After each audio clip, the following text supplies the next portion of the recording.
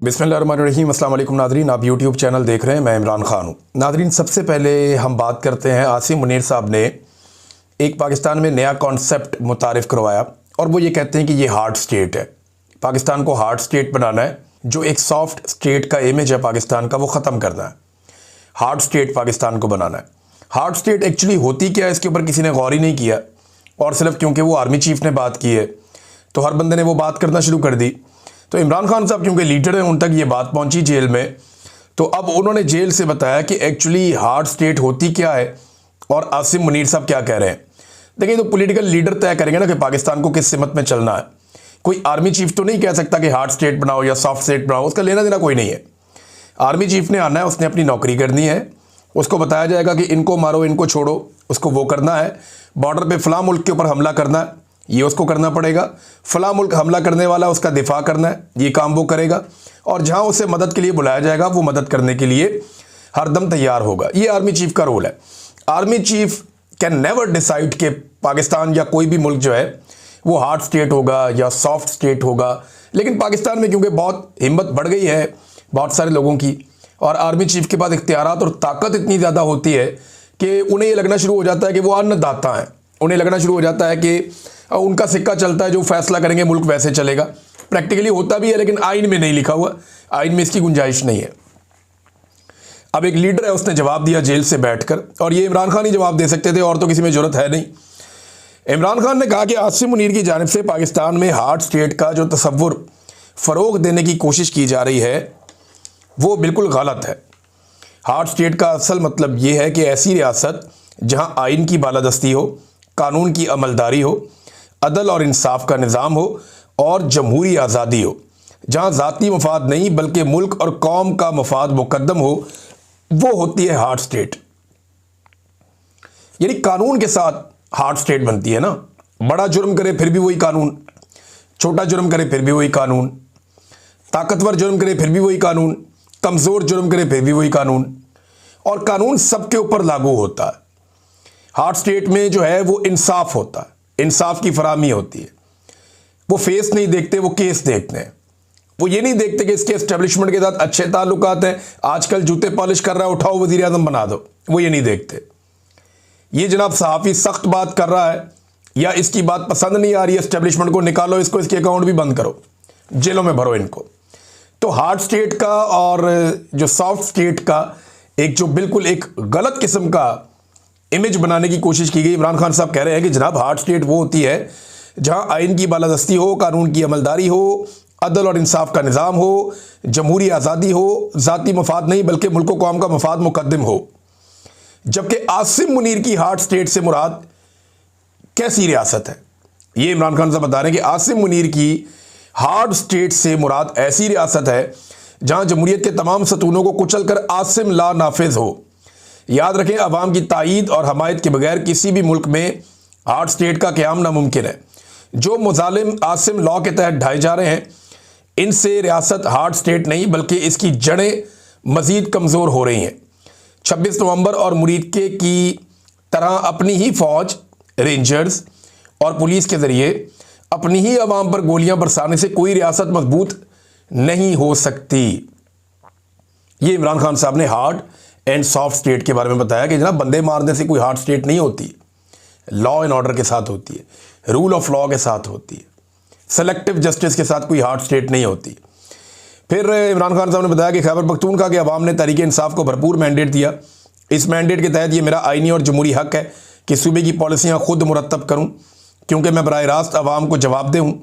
वज़ीर आला खैबर पख्तूनख्वा सुहेल अफरीदी का भी यही हक है कि वो मेरे साथ मुशावरत से सूबे में इन पॉलिसियों का निफाज यकीनी बनाएं जिनके लिए अवाम ने हम पर एतमाद करके वोट दिया है। तहरीक इंसाफ के दौरे हुकूमत में बेहतर पॉलिसियों के बायस खैबर पख्तूनख्वा समेत मुल्क भर में अमन कायम हुआ, मगर रजीम चेंज के बाद से हालात मुसलसल बिगड़ते जा रहे हैं। मैं 3 साल से मुसलसल कहता आया हूँ कि हमें दानिशमंदी और दूर अंदेशी का मुजाहरा करते हुए अफ़गानिस्तान के साथ पुरअमन अंदाज में मामलात आगे बढ़ाने चाहिए। अफ़गानिस्तान से कशीदा सूरत हाल नहायत तशवीशनाक है। नफ़रत और तसादुम किसी के मफाद में नहीं। अवाम के हकीकी नुमाइंदों की बनाई हुई पॉलिसियाँ ही दहशतगर्दी का देर पा हल निकाल सकती हैं। मेरे खिलाफ कायम झूठे और बेबुनियाद मुकदमात को जानबूझकर लटकाया जा रहा है। अलकादर ट्रस्ट केस में गुज़िश्ता 10 माह से इंसाफ का कत्ल हो रहा है। मुश्किल से 10 माह बाद केस की समाअत की तारीख मिली है, मगर जमानत का फैसला ताहाल ताखीर का शिकार है। मैं तहरीक इंसाफ के तमाम सियासी कायदीन और अरकान असम्बली और वकला को हदायत देता हूँ कि अब से मेरे तमाम केसेस की अदालती कार्रवाइयों में बाकायदगी से शिरकत करें। देखिए, गंडापुर साहब के दौर में ये हो नहीं पा रहा था। ये मिर्ज़ा अफरीदी के फार्म हाउस पे लाहौर में तो पहुंच गए, लेकिन अडियाला जेल नहीं पहुंच पाए। बहुत प्रेशर था उन पे एस्टेब्लिशमेंट का।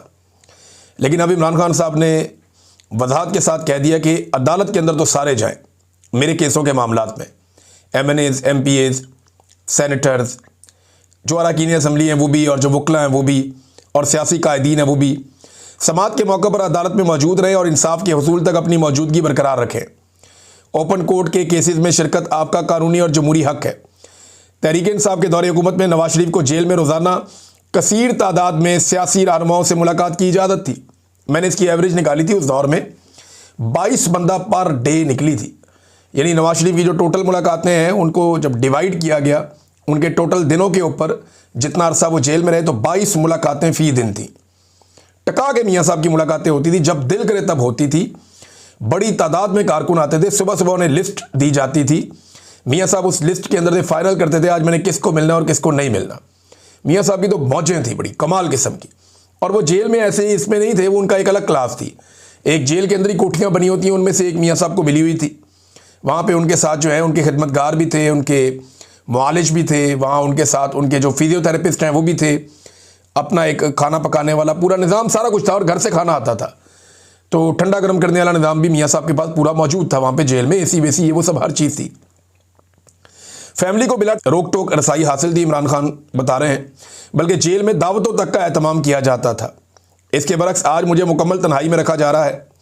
इससे बड़ी सियासी इंतकाम की मिसाल पाकिस्तान की तारीख में नहीं मिलती। मुझे जेल मैनुअल के मुताबिक बुनियादी सहूलियात फराहम नहीं की जा रही। पिछले 10 महीनों में सिर्फ एक बार मेरे बेटों से बात करवाई गई, वो भी 3-3 मिनट के 2 मुख्तसर वक्फों से। मुझे ना सिर्फ बुनियादी इंसानी हुकूक से महरूम रखा जा रहा है, बल्कि बतौर पार्टी लीडर अपने सियासी वर्कर से मुलाकात की इजाज़त भी नहीं दी जा रही। वकला, सियासी रफ़का और अहले खाना से मुलाकात में भी मुसलसल रुकावटें डाली जा रही हैं। ये सरासर बुनियादी और कानूनी हकूक़ की खिलाफ वर्जी है। ये इमरान खान साहब ने जनाब जेल से पैगाम भेजा।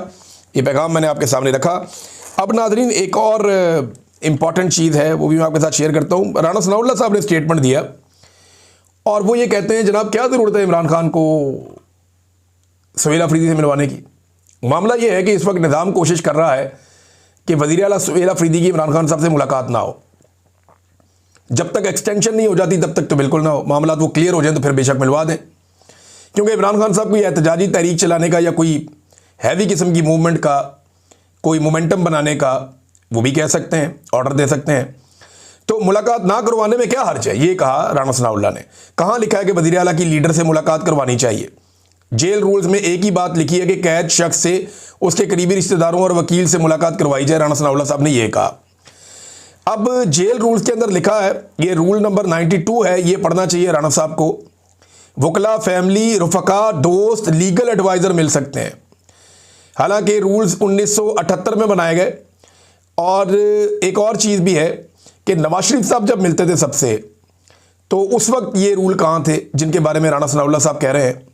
तो मुझे हैरत होती है कि इन लोगों को याद नहीं है कि ये पहले भी जेलों में रह चुके हैं, और इन्हें पता होना चाहिए कि जो कुछ इन्होंने इस पाकिस्तान के साथ कर दिया है, इन्हें दोबारा भी जेलों में जाना पड़ेगा। वजह क्या है? वजह यह है कि जिस किस्म का कत्लेआम हो रहा है, अब ये आसिम मुनीर साहब के खाते में तो पड़ना नहीं है, ये तो वज़ीर आला के खाते में पड़ेगा या IG उस्मान अनवर के खाते में पड़ेगा। चाहे गोली रेंजर ने चलाई हो, चाहे पुलिस ने चलाई हो, जिसने भी किया है, जो जिम्मेदारान डिक्लेयर होंगे ना, ये जो इस्लामाबाद के IG हैं अली नासर रिजवी, इनके ऊपर ये सारा बोझ आएगा जो कत्लेआम इस्लामाबाद में हुआ। तो इन लोगों को अभी अपनी मौत नज़र आ रही है, उन्हें पता है उनके साथ क्या होने वाला है। और जब भी कभी इनका सारों का जो बोझ है वो आसिम मुनीर साहब के कंधों पे है। जब तक वो ये बोझ उठा के चल सकते हैं तब तक तो मामला चलेगा। आसिम मुनीर साहब अगर इस सारे मंजरनामे से गायब होते हैं या बाहर निकलते हैं तो फिर इन सबको पूछने वाला कोई नहीं होगा। ये यतीम हो जाएंगे, मस्कीन हो जाएंगे, इन्हें बचाने वाला कोई नहीं होगा। ये सारे लोगों ने जो 2 नंबरियां की हैं, ये इन्होंने इस वक्त खुश करने के लिए की हैं मिलिट्री एस्टेब्लिशमेंट को, ताकि अपनी पोजीशनों के साथ खुश रहें, कामयाब रहें। अब ये एक और ट्वीट है, मैं आपको पढ़ के सुनाता हूं, ये बड़ा खौफनाक है। शाहिद असलम साहब ने किया। और देखें इस ट्वीट में बहुत सारी इंफॉर्मेशन भी है। मेरी उनसे बात भी हुई है, वो ये बात कहना नहीं चाहते खुद से, और वो बात मैं भी नहीं कहना चाहता, लेकिन हम दोनों की ये गुजारिश है कि आप इसके ऊपर इंक्वायरी करवा दें और एक साफ सुथरी इंक्वायरी करवा दें। और आईजी पंजाब तो ये इंक्वायरी होने नहीं देगा, लेकिन पुलिस को इस बात के ऊपर एक रिक्वेस्ट करनी चाहिए या आवाज़ उठानी चाहिए कि इसकी इंक्वायरी ज़रूर हो। अब उन्होंने लिखा गया, जरा ये देख लेंगे। टीएलपी के खिलाफ किए गए ऑपरेशन पर हुकूमती वजीर की मशकूक वजाहत के बाद अहम ओहदे पर तैनात सोर्स से बात हुई है। ये शाहिद असलम साहब की बात हुई है। थोड़े दिन पहले मैंने भी आपको सोर्सेज से कुछ इंफॉर्मेशन दी थी। अच्छा, वो ये कहते हैं कि जिस शिद्दत पसंद जमात के खिलाफ किए गए ऑपरेशन के मुतालिक इस बातचीत में परेशान कुन और खौफनाक मालूमात मिल रही हैं। खौफनाक मालूमात और परेशान कुन। मेरे पास भी इसी तरह की मालूमात है कि कत्लेआम हुआ है बड़े पैमाने पर। चंद एक सवाल गौर तलब है, ऑपरेशन पुलिस ने किया या रेंजर्स ने, या दोनों की मुश्तरका कार्रवाई थी? अच्छा, मेरे साथ जो पुलिस वालों ने इक्का दुक्का ने मेरे सोर्स से बात की, उन्होंने कहा जी पुलिस ने गोली नहीं चलाई, ये गोली लॉ इन्फोर्समेंट दूसरी इदारों ने चलाई है। उन्होंने रेंजर्स का नाम तो नहीं लिया, लेकिन उन्होंने कहा, जो मेरे सोर्स ने बताया, उन्होंने कहा जी पुलिस ने गोली नहीं चलाई। हाँ, एक आधे बंदे ने कहा कि वहाँ रेंजर्स गोली चला रही थी। शिद्दत पसंद जमात से कौन सा असला, बंदूकें और पिस्तौल और गोलियां बरामद हुए, ये भी इन्होंने सवाल उठाया। एसएचओ को लगने वाली गोलियां कौन सी थी, किस बंदूक से निकली थी? क्या पोस्टमार्टम में ये बातें सामने आएंगी कि किस बंदूक की गोली से एसएचओ साहब की जान गई? और याद रखिएगा, उन्हें बहुत सारी गोलियां लगी हैं, एक गोली नहीं लगी एसएचओ साहब को, जिनकी शहादत हुई है वहां पे मुरीद के में। और एक को क्लेम ये भी सामने आया कि शायद वो उस वक्त यूनिफॉर्म में नहीं थे, वो गालिबन सादा कपड़ों में थे। बहरहाल अभी ये चीज़ें अंडर इन्वेस्टिगेशन है ना, ये होनी चाहिए इनकी। एक जुडिशल कमीशन बने, वो हर चीज़ की तहकीकात करे, एक एक चीज़ को देखे, फोरेंसिक एविडेंस इकट्ठा किया जाए। अगर शिद्दत पसंद जमात ने अंधाधुंध फायरिंग की थी तो पुलिस पे, तो एसएचओ के अलावा और कितने पुलिस वाले जो हैं वो शहीद हुए वहाँ पे? लेकिन अगर सामने से कोई अंधाधुंध फायरिंग कर रहा है तो सिर्फ एक बंदा तो शहीद नहीं होगा, ये भी सवाल पूछा गया, और कितने पुलिस वाले शहीद हुए? शिद्दत पसंद जमात के अब तक कंफर्म्ड जांबाज लोगों को किस बंदूक की गोलियां लगी? कोई पोस्टमार्टम हुआ? किसी भी शिद्दत पसंद जमात और इनके तरीक़ेकार से लाख इख्तलाफ। टीएलपी ने पहले भी लोगों का जीना मुश्किल कर दिया था, पुलिस पर हमले भी किए थे, लेकिन गोली से हलाकतों का मामला यहाँ पहली मरतबा सामने आया है। इसलिए हकायक का खोज लगाना चाहिए कि अपने ही लोगों पर सीधी फायरिंग क्या एक न्यू नॉर्मल तो नहीं बनाया जा रहा कि एक मामूल बना दिया कि मारो अपने लोगों को भी गोलियां? क्योंकि देखिए टीएलपी ने लोगों को बहुत मारा है माजी में, डंडों से, सोटों से, कत्लेआम भी हुआ। कई जरूनियों ने जो कत्ल किए हैं टीएलपी ने उसको ओन भी किया, लेकिन गोलियां नहीं चलाई। इससे पहले हमने ये नहीं देखा कि गोलियां मार रहे हैं लोगों को। यहां पे पहली मरतबा ये क्लेम सामने आया, इसकी जुडिशल इंक्वायरी होनी चाहिए, पता चलना चाहिए। बहरहाल मुफ्ती मुनीब ने मुलाकात की है, और मुलाकात के बाद मुफ्ती मुनीब साहब अब ठंड प्रोग्राम करने की कोशिश करेंगे। और उन्होंने जो एक बयान जारी किया उसमें यह भी कहा कि मोहसिन नकवी साहब ने ठंडे दिल और दिमाग से हमारी बातचीत सुनी, तसल्ली के साथ बातचीत सुनी, कुछ चीज़ें तय पा गई हैं, दोबारा मुलाकात होगी। तो मुफ्ती मुनीब साहब ने आपको पहले भी कहा था कि हर मरतबा जब भी कभी कोई ऐसी सिचुएशन बनती है तो ये अपनी सर्विसेज पेश करते हैं पाकिस्तान की एस्टेब्लिशमेंट को, और उन्होंने एक मरतबा फिर सरकारी मुल्ला होने के नाते अपनी सर्विसेज पाकिस्तान की एस्टेब्लिशमेंट को पेश कर दी हैं। अब नादरीन, एक मरीम नवाज साहबा फिर पकड़ी गई एक मरतबा। इनको पता नहीं क्या अजीबोगरीब आदत है, ये कोई ना कोई ऐसी हरकत कर देते हैं कि उसके थोड़े अरसे के बाद पकड़े जाते हैं।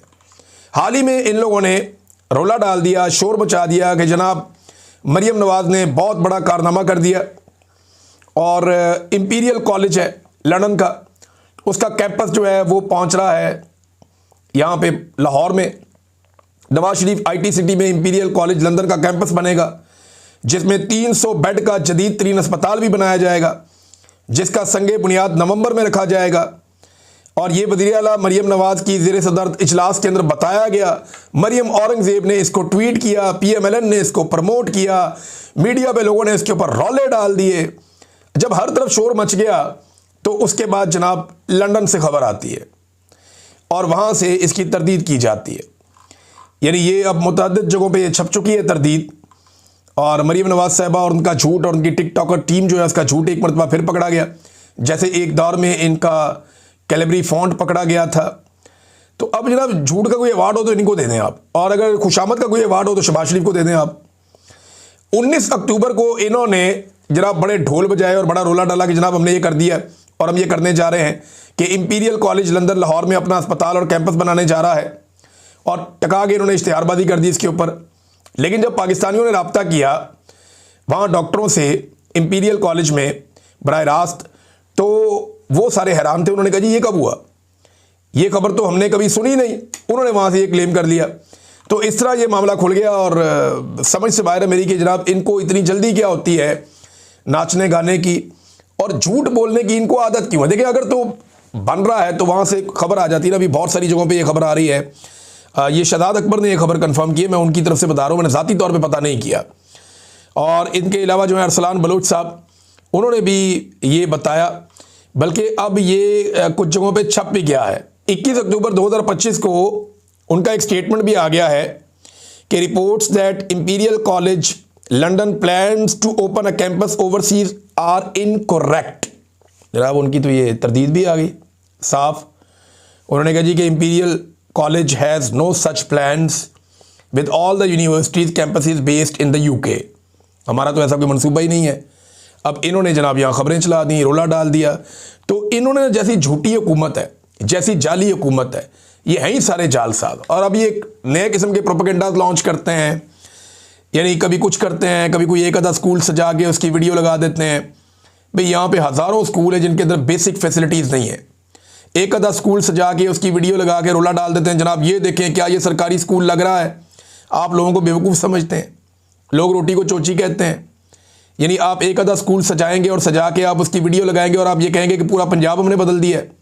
भाई यहाँ पे हज़ारों ऐसे स्कूल हैं जहाँ पे टीचर्स नहीं हैं, बेशुमार ऐसे स्कूल हैं जहाँ पे बच्चों के लिए बेसिक फैसिलिटीज़ नहीं है। स्कूलों के अंदर बाथरूम की फैसिलिटी नहीं है, स्कूलों की छतें गिरने के इम्कानात हैं बेशुमार स्कूलों की। ये सारी रिपोर्टें आ चुकी हैं, एक दफ़ा नहीं कई मरतबा आ चुकी हैं, लेकिन झूठ इनकी घुट्टी में पड़ा। ये हमेशा झूठ बोलते हैं। नाज़रीन एक चीज़ और मैं आपके साथ शेयर करता हूँ कि हुकूमती वज़रा ये कह रहे हैं कि सुप्रीम कोर्ट ऑफ पाकिस्तान जो है वो कुछ तरमीम को स्ट्राइक डाउन नहीं कर सकती। यानी 26वीं आईनी तरमीम जो इन्होंने की है, राना सनाउल्लाह साहब भी ये बात कर रहे थे, बाकी लोग भी कर रहे थे कि जनाब क्योंकि पार्लियामेंट ने एक तरमीम कर ली है, लिहाजा सुप्रीम कोर्ट ऑफ पाकिस्तान जो है वो उसको ख़त्म नहीं कर सकती। ये अब इस वक्त की हुकूमत कह रही है। लेकिन मैं इसी हुकूमत को याद दिलाऊं कि जब हकीम सईद का कत्ल हुआ था और 1999 में, 90 की दहाई के आखिर में, हकीम सईद के कत्ल के बाद इन्होंने, नून लीग वालों ने एक कानून बनाया था दहशतगर्दी का, बड़ा खौफनाक कानून बनाया था।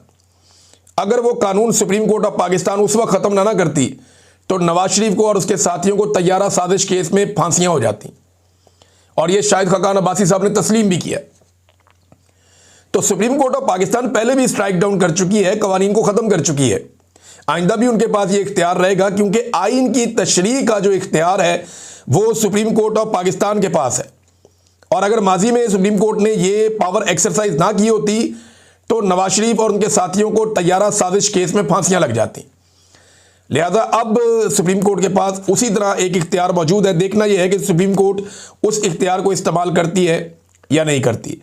नाज़रीन डोनाल्ड ट्रंप के कुछ स्टेटमेंट आ रहे हैं। उन्होंने कहा जी भारत अब रशिया से उतना तेल नहीं खरीदेगा, कम तेल खरीदेगा। दूसरा, मैंने इंडियन प्राइम मिनिस्टर को कहा है कि पाकिस्तान के साथ कोई जंग वंग नहीं करनी, कोई बदतमीजी नहीं करनी पाकिस्तान के साथ।